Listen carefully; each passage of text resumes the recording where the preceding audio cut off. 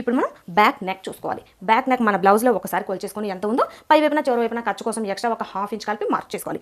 Back neck వచ్చేసి ఇప్పుడు మనం తీసుకున్న బ్లౌజ్కి 4.5 ఇంచులు. 4.5 ఇంచులకి ఒక హాఫ్ ఇంచ్ ఎక్స్ట్రా కలుపుకొని 5 ఇంచుల్ని బ్యాక్ నెక్ కోసం మార్కింగ్ పెట్టేసుకోవాలి.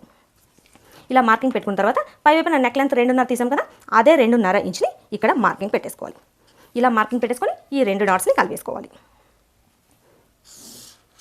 ఇలా మార్క్ చేసిన తర్వాత ఇప్పుడు మనం ఈ నెక్ షేప్ ఏ షేప్ కావాలి అనుకుంటే ఆ షేప్ని డ్రా చేసేసుకోవచ్చు. Round, square, star neck, pot neck, ఇలా ఏ మోడల్ కావాలి అనుకుంటే ఆ మోడల్ని డ్రా చేసేసుకోవచ్చు. ఇప్పుడు నేనైతే రౌండ్ నెక్ తీసేస్తున్నాను. ఈ 2 డాట్స్కి మధ్యలో హాఫ్ ఇంచ్ దగ్గర చిన్న డాట్ పెట్టేసుకొని ఈ డాట్ని బేస్ చేసుకొని మనం పెద్దగా కావాలి అనుకుంటే పెద్ద రౌండ్ చేసుకోవచ్చు, లేదు ఎక్కువ డీప్ అవసరం లేదు అనుకుంటే కొంచెం తగ్గించి డ్రా చేసేసుకోవచ్చు. ఇలా మార్కింగ్ పెట్టేసుకోవాలి. ఇలా మార్కింగ్ పెట్టేసుకున్న తర్వాత ఒక్కసారి మనం చెస్ట్ లూజ్ని కూడా కొలుచుకుందాం. దాదాపు కొందరు ఏం చేస్తున్నారంటే చెస్ట్ లూజ్తో బ్లౌజ్ కటింగ్ తీసుకుంటున్నారు కదా, కాబట్టి చెస్ట్ లూజ్ని కూడా మార్క్ చేసేద్దాం.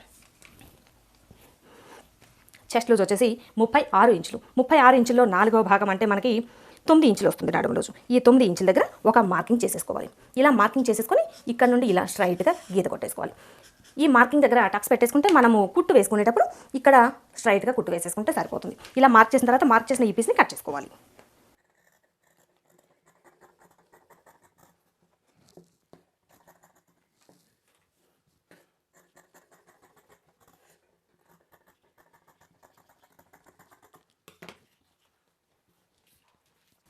ఇలా ఒకవైపున మనం బ్యాక్ పార్ట్ని తీసేసాం కదా, మనకి పేపర్లో ఎక్స్ట్రా పేపర్ ఉండుంటే కనుక రెండవ చివరన హ్యాండ్ పీస్ని తీసేసుకోవచ్చు. లేదు మనకి ఈ పేపర్లో ఎక్కువ మిగలేదు అనుకుంటే కనుక ఇంకొక పేపర్ తీసుకొని మనం హ్యాండ్స్ని కట్ చేసేసుకోవచ్చు. ఇప్పుడు నేనైతే ఈ పీస్కి రెండవ చివరన హ్యాండ్స్ని తీసేస్తున్నాను.